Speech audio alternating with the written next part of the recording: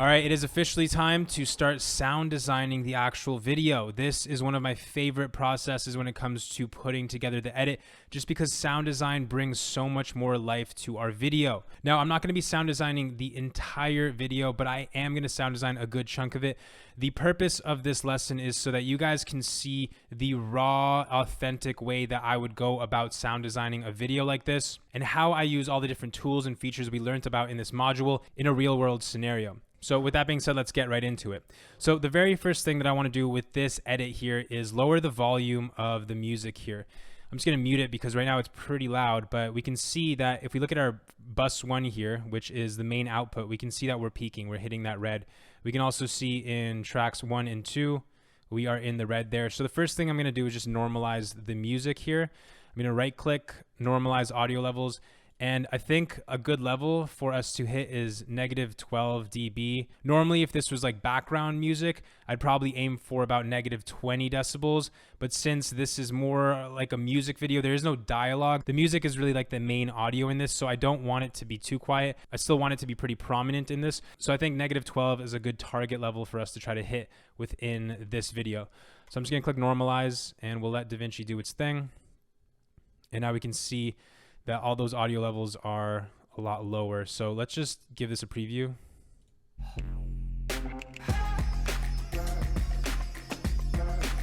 Cool. That sounds pretty good to me for now. And of course, at any point, if I want to raise those levels, I can. Later on, when we're doing the final mix, we're going to be playing with the faders for all the individual tracks. We'll be able to play around with the faders over here in our mixer to balance out the entire mix. So the first thing I want to do is just create some new tracks. And I know that there's a bunch of different elements within this edit. I don't want to combine like all the underwater sound effects with like the dirt bike sound effects and the longboard sound effects. I kind of want to break this video up into different categories. Also, I'm going to close off automation right now because we don't need to see that. But I'm thinking just to keep things organized, I want to break down all the different elements of the video into their own separate tracks. So with the dirt bike elements, I want to make 2 tracks just for that. So I'm going to add tracks here. Let's create 2 of them. And for now, let's make them stereo. And we'll see what kind of dirt bike sound effects we have within our sound library. If some of them are mono, I can switch one of the tracks to mono. But let's add both of those tracks over here. And let's make all of our dirt bike or all of our sound effects tracks a certain color. So for these dirt bike tracks, why don't we call these dirt bike SFX? I'm just going to copy that over to here. We're going to be running 2 tracks just for the dirt bike sound effects. And why don't we make all of these sound effects tracks a certain color? So maybe something that's very vibrant. Why don't we make them orange in this video? So we know that all of our sound effects tracks are going to be orange. So that's going to be helpful, especially when we're looking at our index over here. We'll be able to see very quickly what tracks are what. So I'm just going to hide the index for now. Let's open up the sound library and start looking for some sound effects. So I'll type in dirt bike over here and let's see what we got.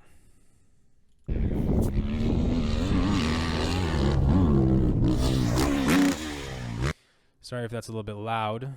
These are pretty loud. These are actual recordings that I recorded on the set at the location of where we shot these dirt bikers. And I'm really happy that I did because I was looking for dirt bike sound effects later on in post on the internet. And it's hard to find some good ones. So it can always be very helpful to film sounds on set. One thing I wish I did in this case was actually record the audio of these longboarders riding their boards down the mountain, because I tried to find sound effects for that as well. It's actually really hard to find good longboarding sound effects. I found a ton of skateboard sound effects, but they don't really work. These guys are going like really fast down the mountain, so I had to kind of compromise. I found some other sound effects like wind and stuff that work well, but it would be nice to have some actual wheels on concrete. I mean, I have one sound, it's not the greatest.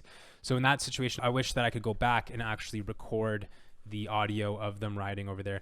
But let's focus on the dirt bike sound effects for now. And let's actually go back into the index. Let's hide the music tracks because those just take up space.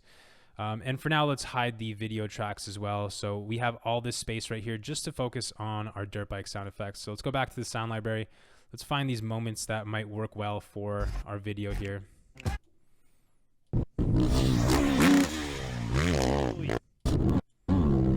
I think that sounds pretty cool. It's a little bit loud. Let's bring it in. So in and out points selected. I'm just going to drag.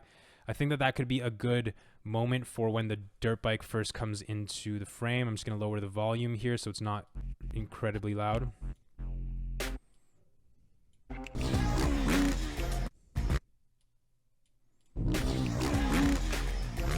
That works pretty well. Cool. That actually works really well because this second sound here, it kind of goes quieter here, and then as he hits, picks up. Cool. So I like that. One thing I want to do with this sound is actually pan it to go from left to right, or actually from right to left. So let's do that. Let's open up the inspector, shift tab. We have our pan setting over here. And at this first point right here, let's have it be fully to the right. And then let's move forwards in time. And about here, it's going to pan all the way left.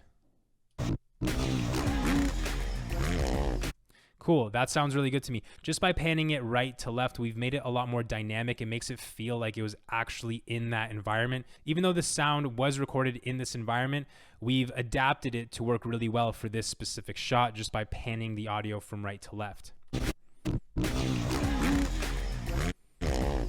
Awesome. So I really like that. Let's try to find something that's going to work well for this close-up over here.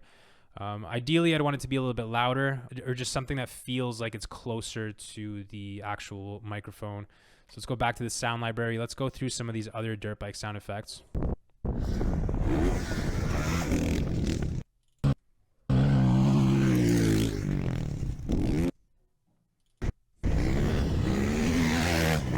Okay, that part right there. That sounds pretty good. It sounds loud. Probably too loud. We want to make sure that we're looking at these levels too. Let's play it over here. Let's see where these levels are at. They're bouncing around about the negative 10 dB point. That's pretty good. Now, obviously, we don't want it to start abruptly like that, so let's fade it in here. Cool. Let's start it a little bit later. Let's turn snapping off. Cool. And why don't we actually just pan this as well? Because why not? I think it'll make it feel like it's more in that environment. So we'll start it off to the left. At the beginning, we'll go full to the left. And about here, we'll pan it to the right a bit more, not all the way.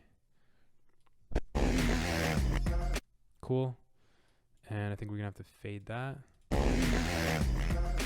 Now, we can see this shot, it slows down a lot. So I'm definitely going to want to add some kind of slow motion sound effects or something to go with this. But I'm also going to want to change up the actual song as well. I feel like I'd want to add like a low pass effect to it. So why don't we open up the index? Why don't we turn on our music layers over here? And why don't we do some automation to this audio clip right here? So let's take a look at this. So at that point, I'd want the music to like quiet down to not necessarily decrease in volume, but I'd want to have a low pass effect applied to it. So we're only letting the low frequencies pass through. We're going to cut off all the high frequencies just to make it feel more like the song is part of the video. It's going to make it feel more dynamic. The way that we're going to want to do that is first to enable automation, of course. And let's go down to this track layer over here. And what we're going to want to do is play with the EQ. So let's do EQ band 6, just because I know that that's the one that I'm going to want to be messing around with. We'll select frequency over here so we can see the frequency. Let's go to A2 in our mixer. So A2 is right here. Let's double click the EQ. Let's enable band 6, because we know that with the equalizer, if we're trying to do a low pass filter, basically what we're going to want to do is allow the lower frequencies to pass through, but we're going to want to cut off the high frequencies. So the 6 over here, this is the furthest band to the right. And if we push it all the way to the left, then we're basically eliminating all of these high frequencies over here. So why don't we just take a listen to this? So I'm going to use the range tool R to make a selection over here. So we're going to loop that. So that's what I want it to sound like. And then I want it to go back up. So we could practice this a couple times. Lower, back out. So now that we know what we want to happen at that point, I've kind of like experimented with it right there. Let's give it a try. We're not going to record the automation with the pencil tool. We're going to record it live. So we'll start the playhead over here. and we have EQ enabled here. Let's disable plugins because the only thing that we want to be automating right now is the EQ. Touch, I'm going to leave it to latch, and the on stop, I'm going to leave it on return. Those are the settings that I use most of the time when I'm doing this kind of work. They are non-destructive to the other automation that I've already done on the track. So for now, this is what I'm going to be working with for most of the automation we're going to be doing in this edit. Okay, so as soon as I press play, I just want to be ready to start making these adjustments. I'm going to be watching the preview over here. So let's give this a go. Let's press play.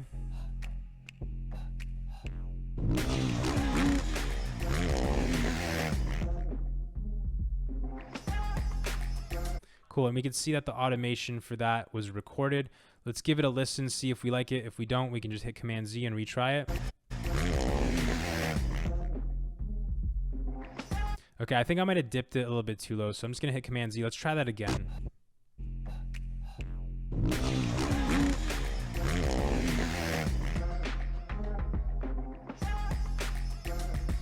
Cool. I'm gonna try it one more time.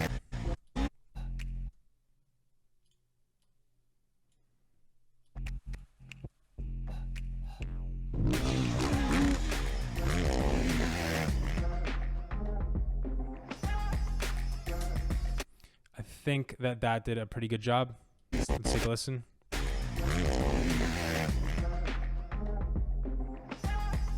Cool, I'm happy with that. And I know at this point, I'm gonna be adding a bunch of sound effects too. The low pass effect is basically going to allow us to hear all the other sound effects a lot better because the music isn't gonna be taking as much space in the mix here, which is nice. So at this point, we can start adding some sound effects for this section here. Again, I'm gonna turn off the music layers because we don't wanna have them taking up space. Let's keep automation on so that we can actually hear the automation that's going on. Let's open up the sound library and let's look for some slow motion sound effects. So let's see what we got over here.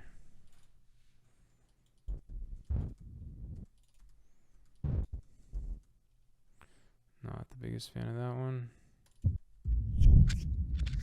That sounds interesting.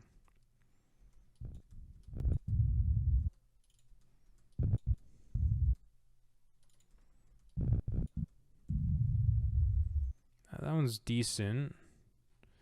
Doesn't look like I have too many.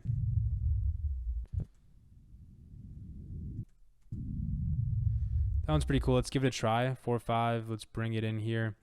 And this is not really like a dirt bike sound effect. I would consider this more like a whoosh. So maybe we just create this as the whoosh track. I already know that I'm going to be adding lots of whooshes all over this edit. That's something that I do with every edit. So I think the whoosh sound effects can have their own track for this. It's not super important, but I guess this is the way that I find myself working recently, is just creating more tracks, and that just makes it easier for later on in the mix. If I want to very quickly make fader adjustment to one sound, it's going to be easier for me to do it like this because I know that that type of sound is just within one track, and I'm not going to be playing with like, you know, a track that has dirt bike sound effects and whoosh sound effects and water sound effects and all that. But, you know, to each their own. Find out what works best for you. I know a lot of sound designers will actually just, you know, consolidate all of their sound effects into like 3-4 tracks and mix them all around and stuff. And that's fine because you can also get that to work. I just want to stay a bit more organized, and I'm okay with having a bunch more tracks. So that works with me. Let's play around with this. Cool. That works really well. We're just going to want to fade that in. Cool. That sounds great. And I'm probably going to want some whoosh or something. And I'm also going to want the dirt bike sound effect as well coming out of that. So it sounds like it's, you know, going from quiet to loud. It's coming out of that slow motion effect. So let's play with this. Cool. That actually works pretty well.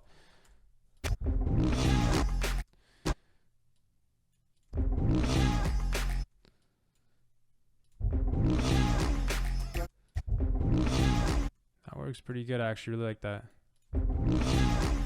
Cool. Yeah, that's actually perfect because you see that bike speed up there at the end, and then the sound effect just really sells it.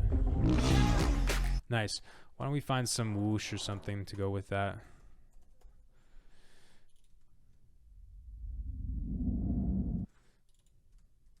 There's tons of whooshes here.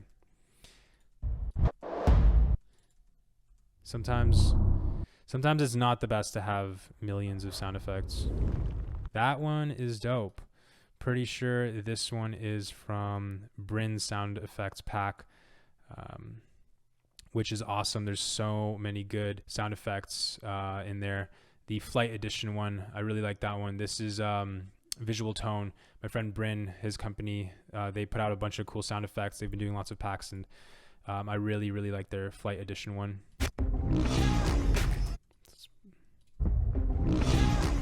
Why don't we raise that volume here?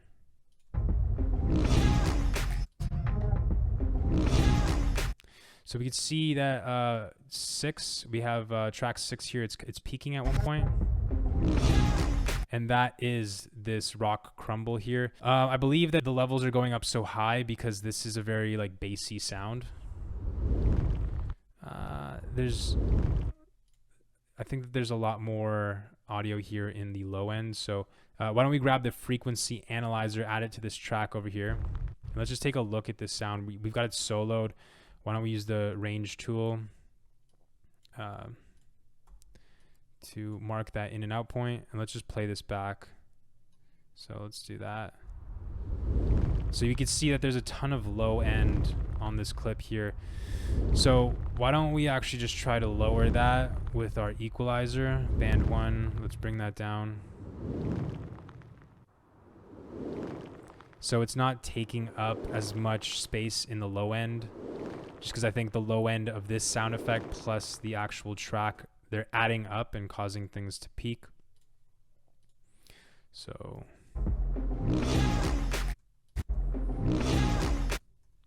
maybe I cut off a little bit too much of that low end. So might have been too much.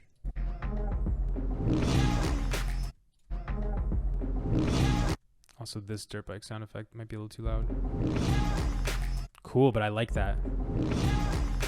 I love it. That sound just makes things feel so much more real, like we're actually there. It's so much more immersive. I love it. Cool.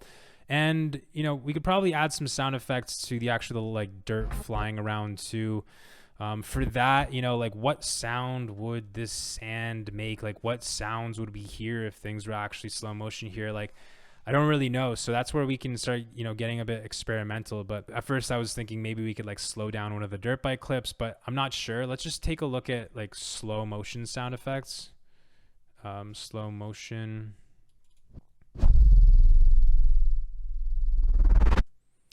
That one sounds pretty cool. Maybe we can throw that in when we're going like back out, when we're speeding back up to normal speed. So where would this go? Dirt bike sound effects or whoosh sound effects? I'm not sure. Let's throw in the dirt bike for now. Now, obviously, we've like fully peaked there. This is a really loud sound. It's an interesting one.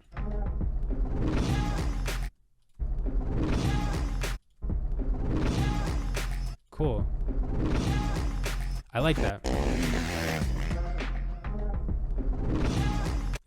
Now, I feel like we could probably have some kind of better sound effect for when we initially slow down. And also, I'm feeling like this one's too loud now.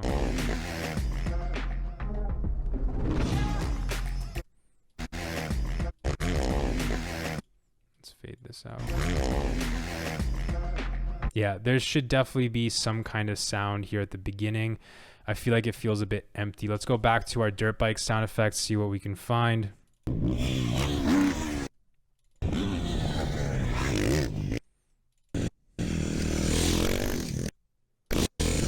Very loud. We'll have to make that a lot quieter.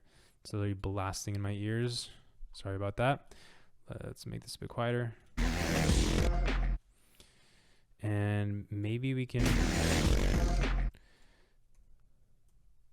What we're going to want to do is actually turn on layered audio editing. Make sure we have that turned on. So that way when we overlap like this, we're not actually overlapping. We're not overwriting anything.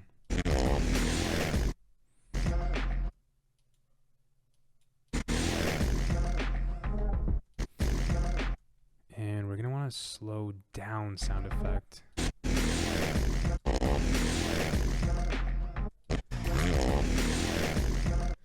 Now, obviously, these sound effects are pretty loud right now.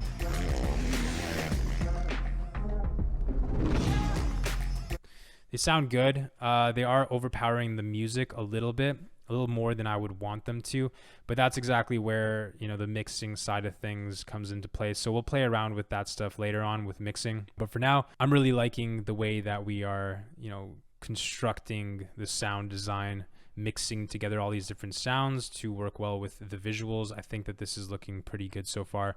And of course, this process just requires constant repetition. This is something that, you know, just like anything, whether I'm putting together a complex transition or not necessarily color grading, but, you know, sound designing, I'll find myself just constantly watching something over and over and over and over again, because that's just like how you see the little imperfections and kind of just like massage things through. You work through it to make it exactly how you want it, and that requires you to watch things over and over again. So that is just part of the process. You're seeing the real process of how I sound design right now.